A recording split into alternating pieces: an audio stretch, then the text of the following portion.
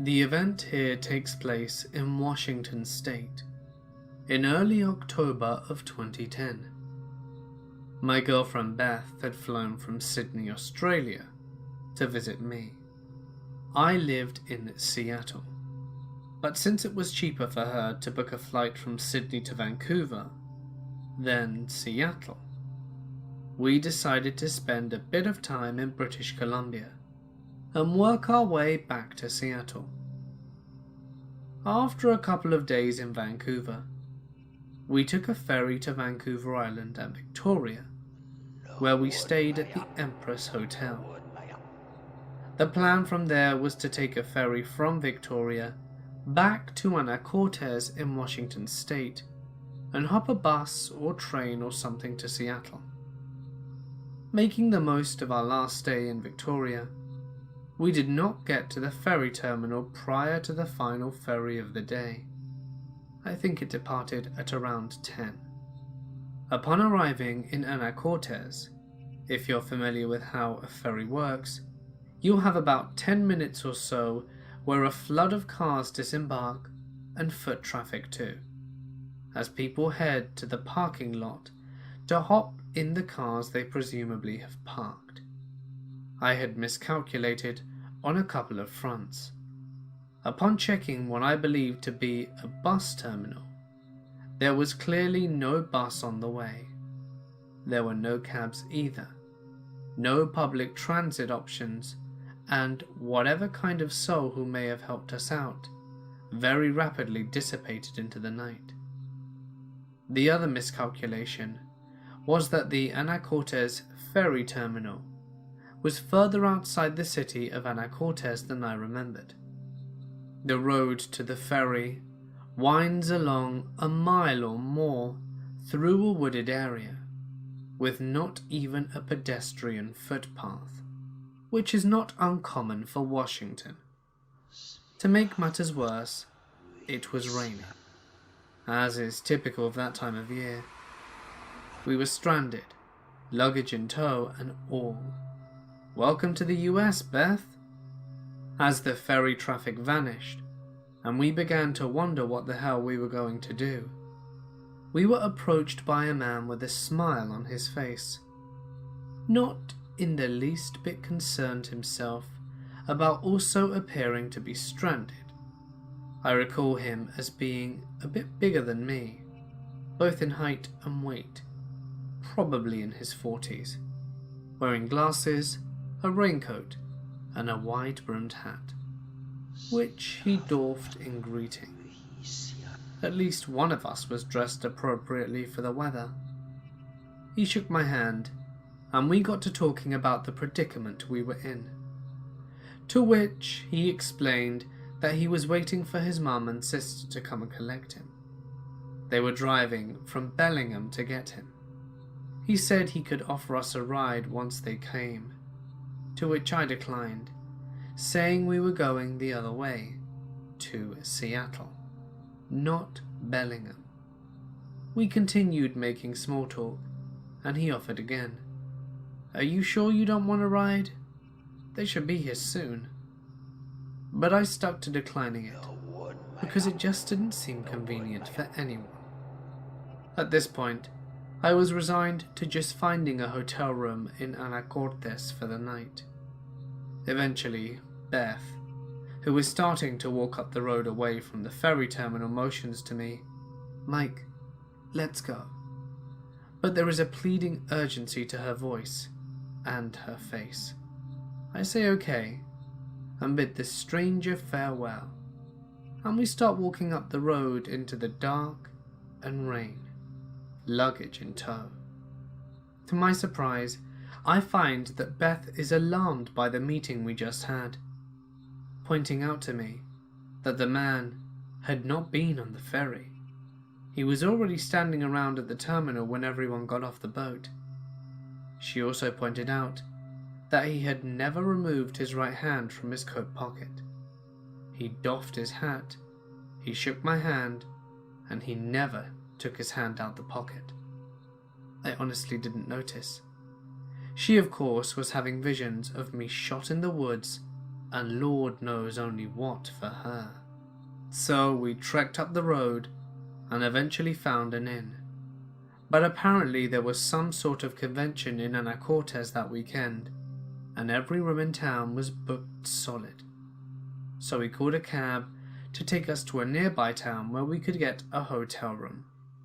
But in our time walking up the road and waiting for the cab, we never did see a car with what would have been this guy's mum and sister drive to the ferry.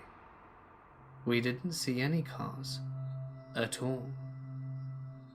In the years since, Beth is now my wife, and we do joke that this was our close encounter with a serial killer. Half joking, of course, but also half wondering when news might come to light of something horrible along the northern coast of Puget Sound. I grew up living with my mother and sister. A fairly normal childhood, living in a small town in the UK. I never knew my dad. All I knew, from what my mother told me, was that he was a bad man. I first met him when I was around 10. It was all confusing. I don't really remember everything, but I think that they had started seeing each other again. They saw each other on and off for a few months, and then he would disappear. This carried on throughout my teens, up until I was around 15 years old. He started to get quite aggressive, and my mum refused to see him. My mother never told me when I was younger, but he used to beat her to an inch of her life when she was pregnant with me. One afternoon, he came to the door. My mum wouldn't let him in, so he tried to break the door down, shouting that he was going to burn the house down and kill us all. I saw him at the front of the house with his hands to his neck, mimicking slitting our throats. That day he got arrested because my mum got a restraining order against him. That was the last time we had heard from him until 3 years ago. I got a postcard through the post with nothing but my name on it and a phone number. I instantly recognised his messy handwriting. I thought it was odd, after about 5 years of no contact, suddenly getting a postcard from him, but I obviously ignored it. In July 2013, my mother found the police at our door. They came with some news that was shocking, but also not at all shocking. I'll start from the beginning. My grandmother went to visit my father. She is often travelling around, and it wasn't unusual not to hear from her for some weeks. But when she hadn't been heard of in 3 months, the family began to worry. The last person who had seen or heard from her was my dad. This all happened around the time I received the postcard. Her going missing had coincided with the discovery of a body around half a mile from where she was last seen. A relative identified her from a digital reconstruction of her skull, which was a striking resemblance of her. My dad was the number one suspect at this point. He was arrested on suspicion of murder and later charged. The police took statements, told us they had found evidence and they knew it was him. He denied it all. We were following the case, which was when the grisly details started coming out. They had had an argument, and he ended up killing her, dismembering and then burying her in a shallow grave. They said she may have been alive when he dismembered her. Strangely enough, his family were on his side and said he was innocent. He later came clean about the whole thing. He said he thought she was a reptile in a human skin and that he wanted to cut her open to see the reptile. He has been held in a secure psychiatric facility but is currently in prison. He has been assessed by multiple psychiatrists who said He has paranoid schizophrenia. He was sentenced to 9 years in prison for manslaughter, not murder. I find it absolutely appalling. He has served 3 years already, so will be out in 6 years. Someone who has killed his own mother in cold blood and has made death threats to his own daughter will be out of prison so soon, and it absolutely terrifies me what could possibly happen if he ever finds me or my family. I'm confused about the postcard he sent me around the time he killed her. I don't understand how the justice system could mess up so much and let a potentially dangerous person out of prison so soon. When I was 12, a couple of months from 13, I was diagnosed with early onset bipolar disorder. I was really struggling around that time, and that was also around the time that I started middle school. I live in a rather sketchy part of my city. It has a nicer, wealthier part, but we also have quite a bit of gang activity and stuff. My family has always been lower middle class, and therefore I attended a pretty bad school. To keep it short, lots of gang activity, sketchy transactions in the bathrooms and behind the building were oftentimes overlooked. Homeless people hiding out in the woods behind the building, an embezzling principal at one point, etc. The school was pretty much forgotten by the district. Those 3 years were the worst 3 years of my life, and I tended to be attracted to toxic people while living in that mindset.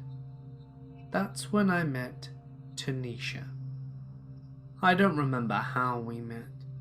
It seems like she just appeared by my side one day during gym class. It turned out that she lived in a little cul-de-sac that branched off from my subdivision, and that little cul-de-sac and its 2 parallel streets always creeped me the hell out. They were very dark and shrouded by trees, and I felt uncomfortable every time I would cross into that part of the neighborhood. Now, I believe that it was my intuition when I was anywhere near her. It started with a strange stalking. I'd get home from school and she'd be at my mailbox. I'd come home from an errand and she'd call the house as soon as we pulled into the driveway. From day one, I immediately felt uncomfortable when around her. So why did I continue to go around her? I didn't. I never told her to leave me alone, no. But I didn't initiate or welcome it either. Again, I was 13 and depressed out of my mind. I wanted to be around someone.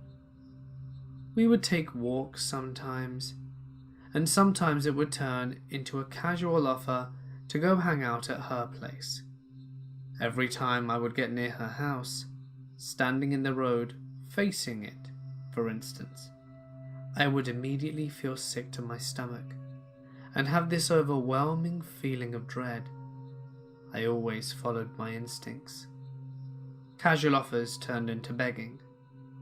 The house appeared to be really well maintained and landscaped, but she always told me about how her mother was an alcoholic and didn't take care of her and her little brother, and how she, Tanisha, would sell herself on one of the main city roads in the street. All of this could very well have been true, sure, but it just didn't feel right. It felt like she was making up stories for attention. There's a rather large reservoir near my subdivision, and during 7th grade, before turning 14, a young girl went missing. A week later, she showed up in the reservoir. Over 6 months or so from what I remember, Tanisha would disappear for 3 or 4 days every once in a while during these periods. A kid would go missing and end up in the reservoir. I feel like it wasn't much of a pattern then, or else the authorities would have picked up on it. But on the other hand, this type of attendance wasn't at all uncommon at my school. No one really cared, to be honest. I don't know. During the first week of November, I remember because it was my birthday, she knocked on my window very early in the morning, at around 3 a.m, if I remember correctly. She said that she had a birthday present waiting for me at her house, and wanted me to come with her to get it. It was too big for her to carry all the way to my house, she said. She sounded desperate, almost frantic. I told her no, and when she asked why, I told her that we had an alarm system and that my mother would wake up if I disarmed it. She started crying and begging for me to come with her. She wasn't at school the following day, and 2 or 3 days later, another kid shows up in the reservoir.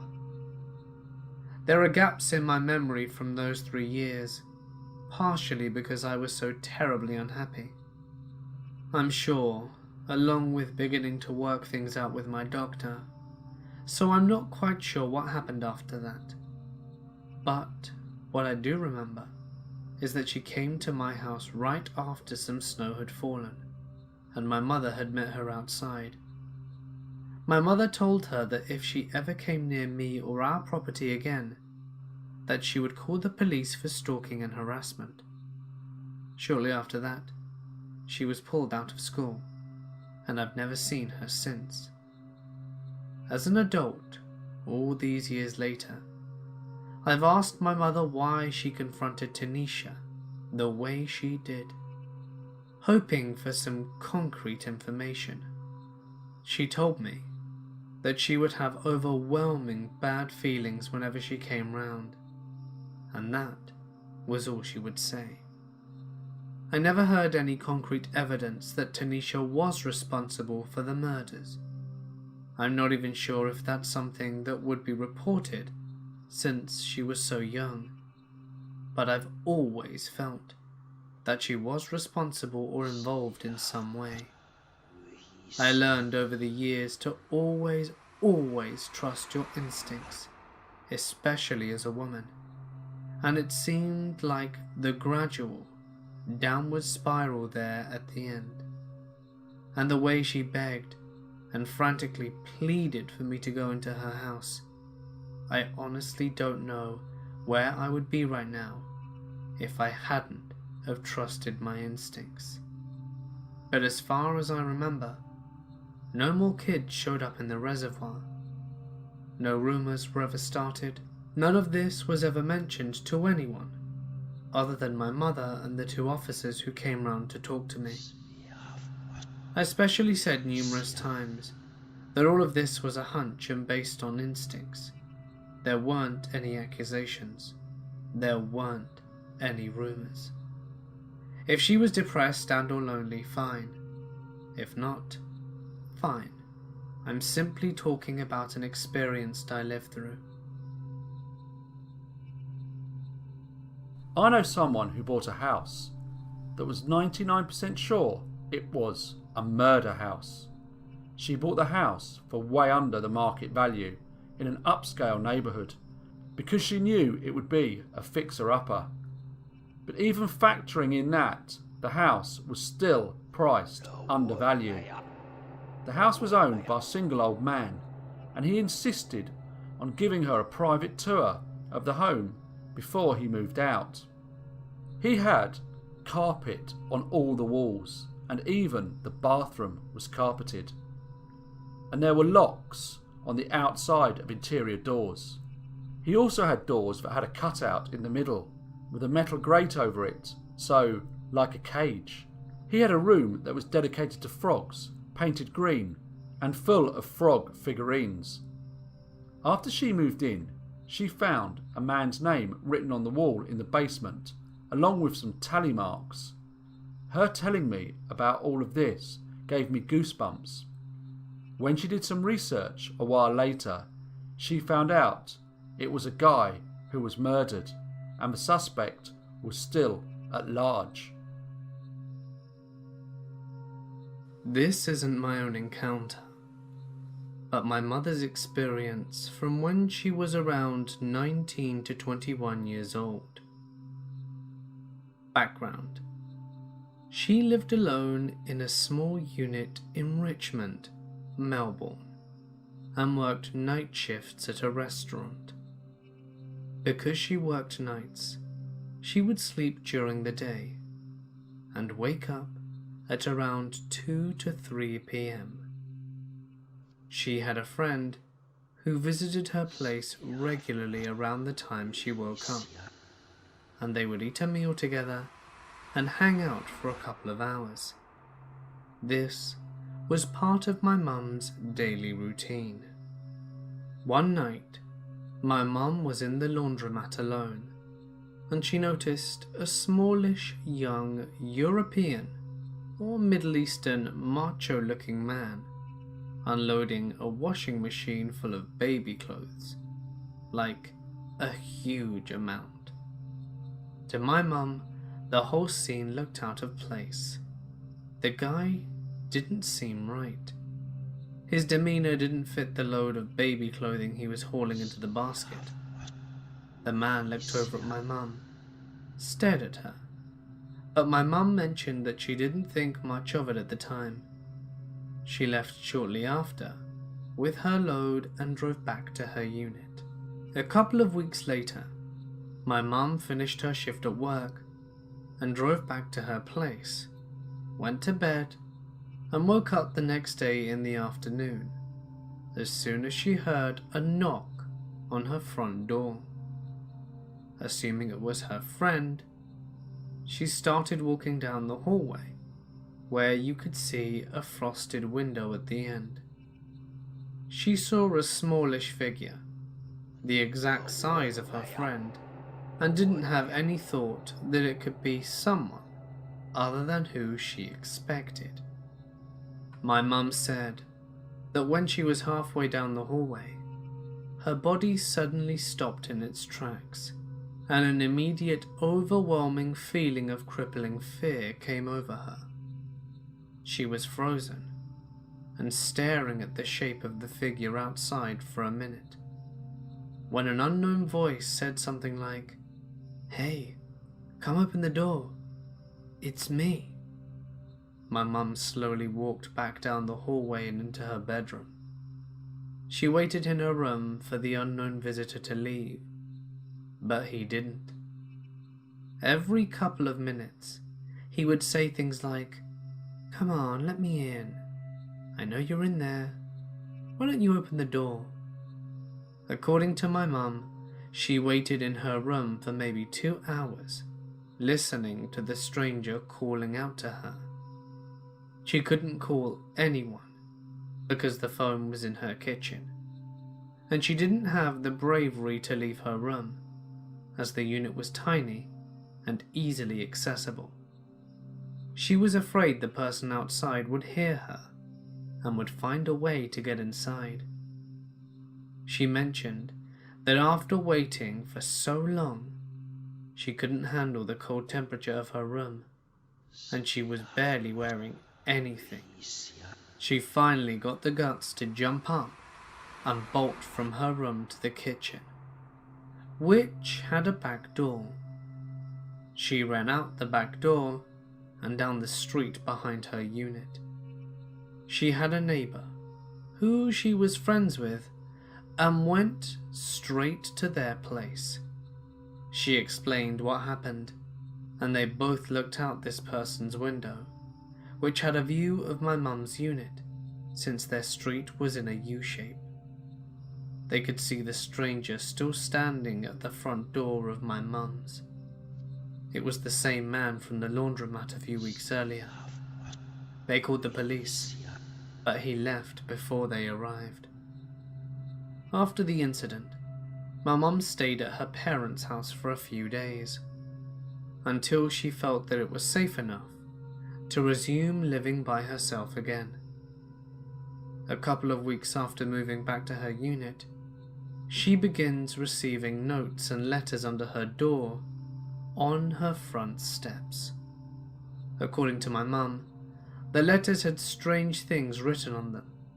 She never told me what was written, but she mentioned that the sentences and words were extremely amateur, as if written by a 6-year-old.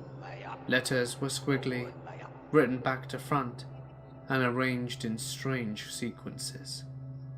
My mum would give the notes in to the police station. They weren't treated as much of a threat, and this continued for a few weeks to a month.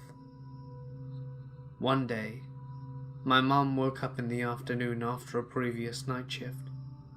It was just another regular day, but she felt that she needed to go and spend a night at her parents' house. She left, spent the night, and got a call the next day to find that strange man from the first incident had returned to her unit around the same time she left, made his way to the back of her unit with an axe, and immediately started axing down the back door like a madman. He was seen by a neighbour who called the police. However, the man left before the police came. Anyway, it turned out that the man's description, partnered with the strange notes that my mum was receiving, fit the policeman's brief of a man that was suspect of the rape and murder of a number of girls in Melbourne from the 70s onwards. He wasn't caught, and I don't know if he ever was. He's most likely still out there. I am now 23 years old, and this happened when I was 6, just before starting school.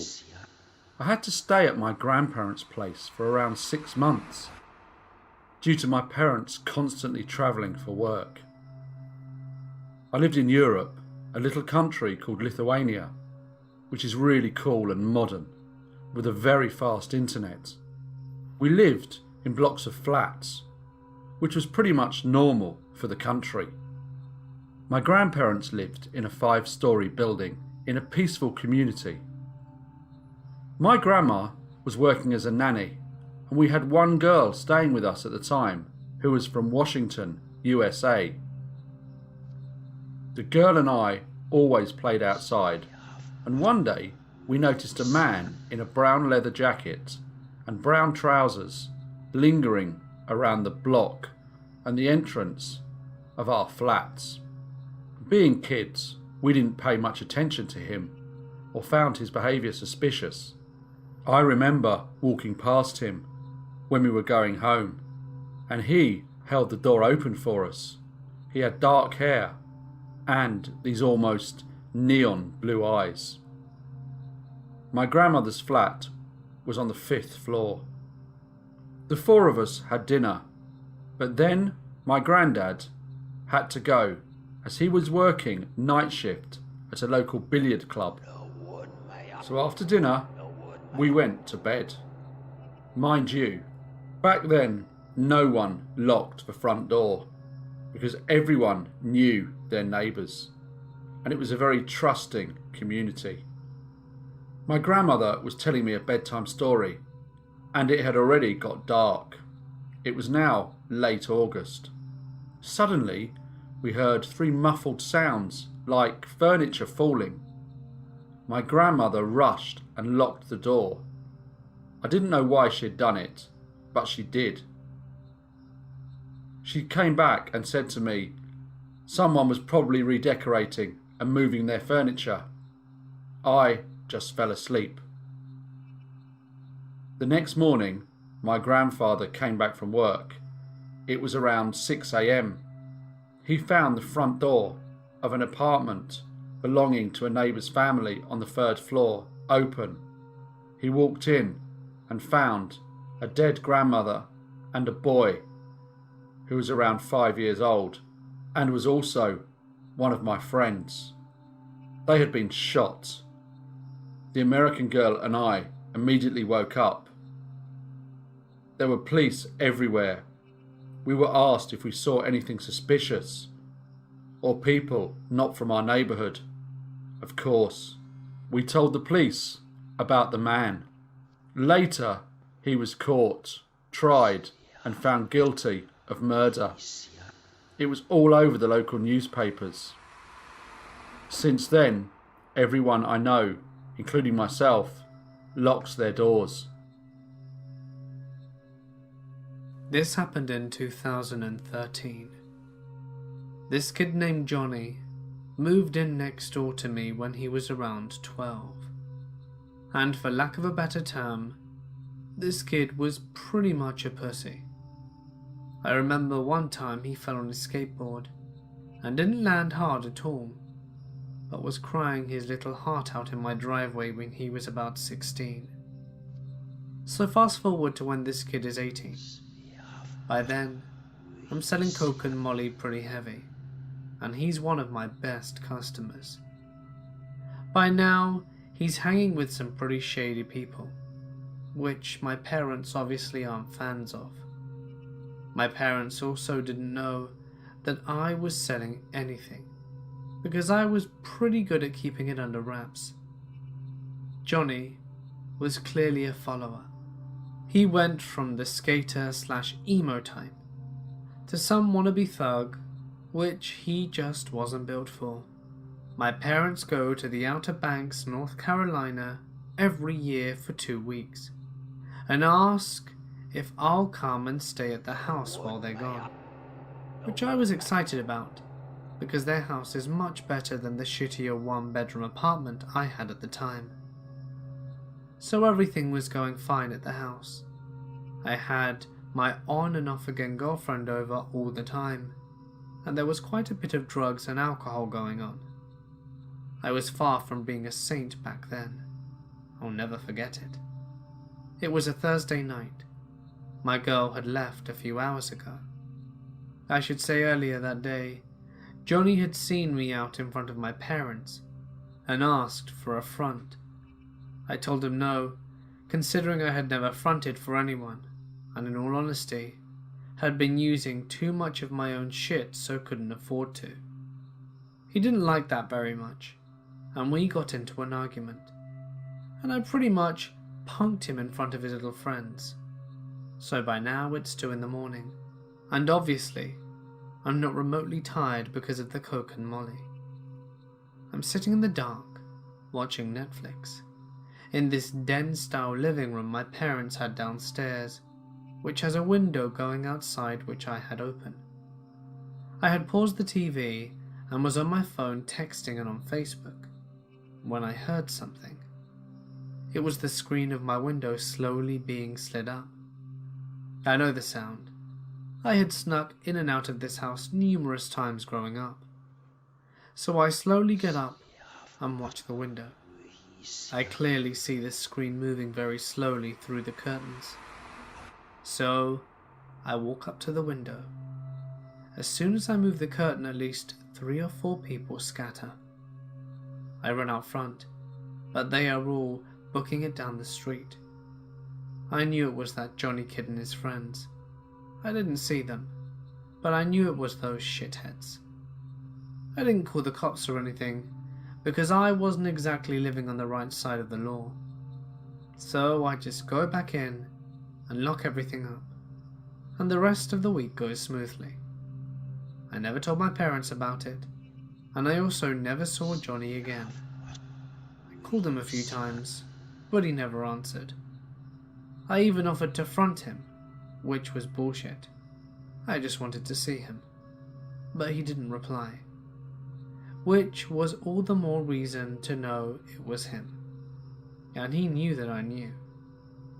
So a month goes by, and I'm watching the news, and Johnny is on it for murder, which blows my mind. Him and 3 of his friends went out of town and broke into some old couple's home, beat them, tied them up, and stabbed them. Then they burnt the house down after robbing it. They all ended up telling on each other, and he got sentenced to 35 years for testifying against his co-defendants.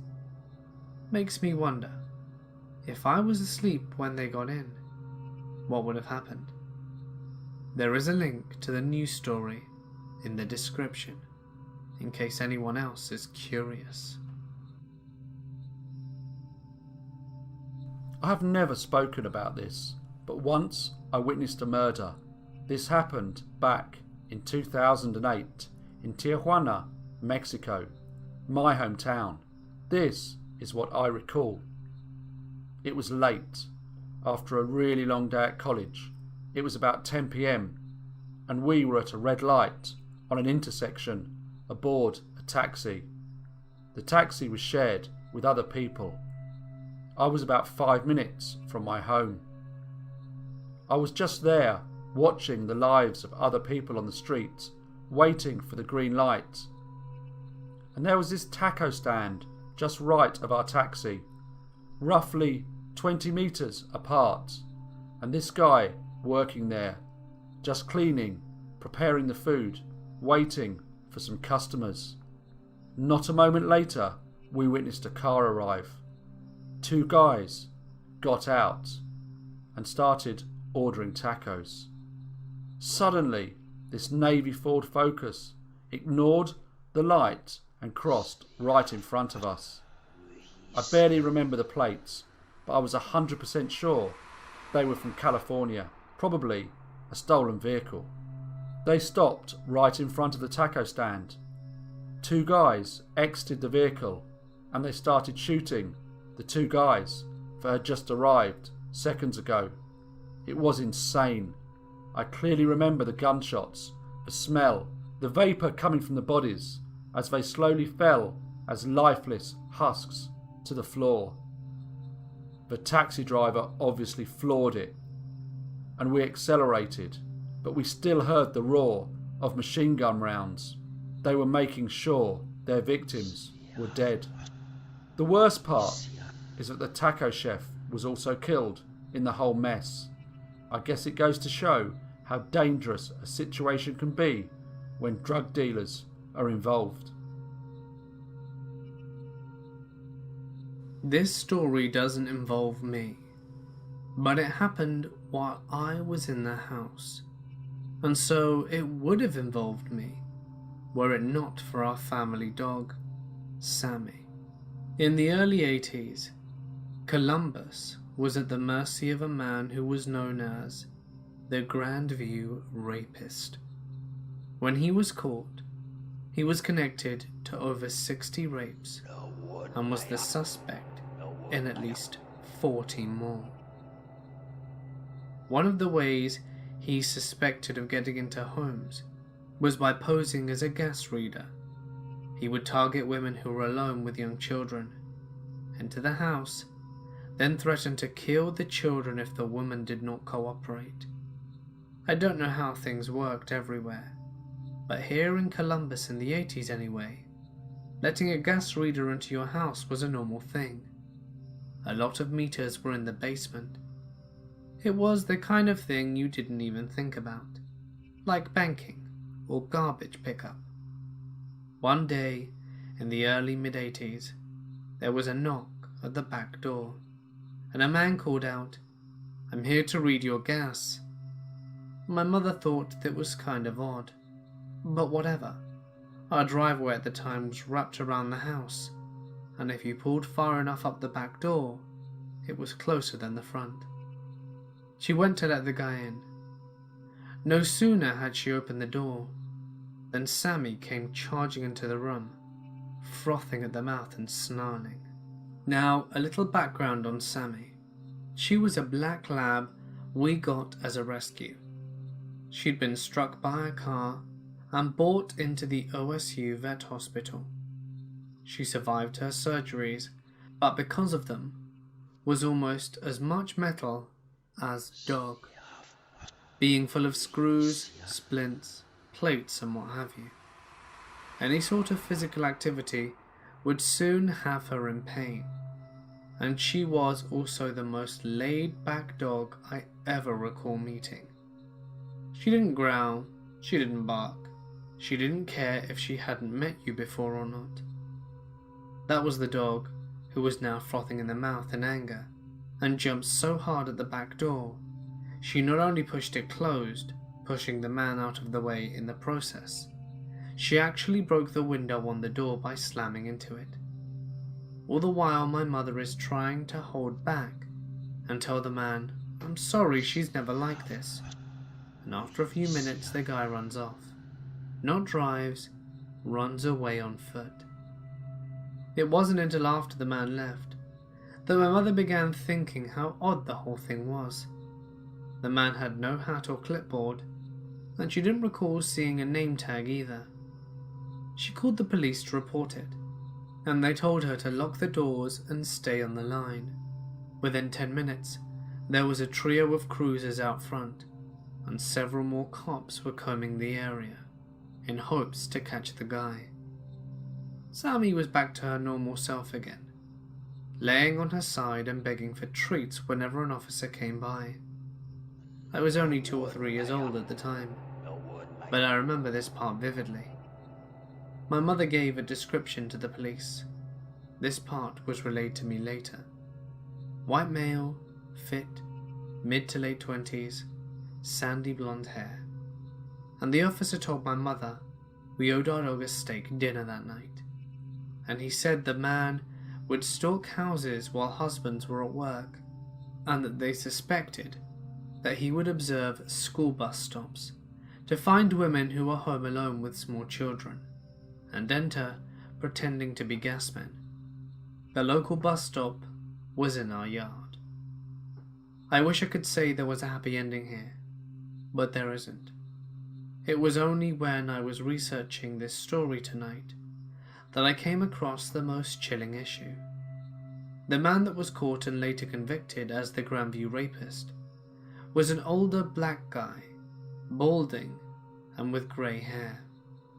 My mother distinctly saw a younger white man with sandy hair. Also, the events don't fit. The man convicted of being the Grandview rapist's MO.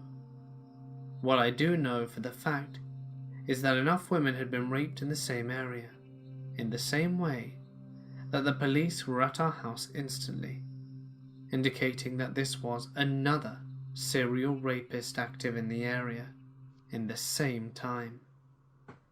Maybe this one died. Maybe he was caught and went to jail on an unrelated charge. Maybe he just quit. But to my knowledge, he was never caught. It was near Halloween time when my friends and I were telling ghost stories. My friend said she was going to tell a story about her parents' first date.